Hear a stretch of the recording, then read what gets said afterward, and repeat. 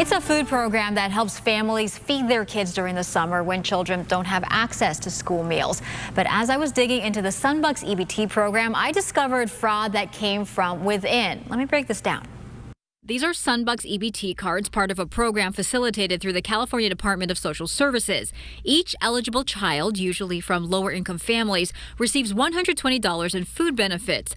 I've covered this program before, unfortunately, when money was stolen from the cards. We were relying on those meals there. Last year, I introduced you to this woman who said her Sunbucks cards were drained before she even got a chance to use them.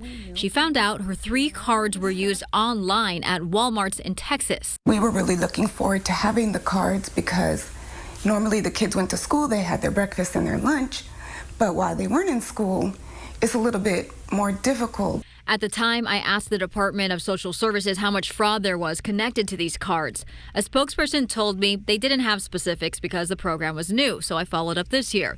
The department said in July 2024, it became aware of what it called a fraud scheme involving employees of a contractor hired to operate the Sunbucks call center.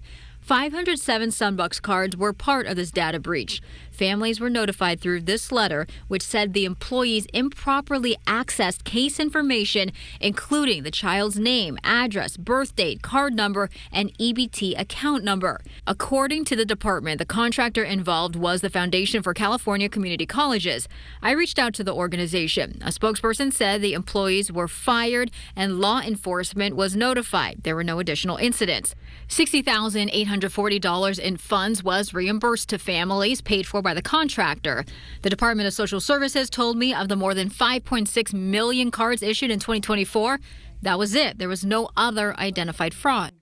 And it's unclear if the employees involved face criminal charges. I did ask if I could get the number of fraud-related complaints made to the Sunbucks call center. The Department of Social Services told me it doesn't track that. That same organization is still operating the call center. I cover consumer issues along with AAPI communities, education, as well as utilities. If you have a story idea for me, go ahead and send me an email, melissa.masiha@10news.com.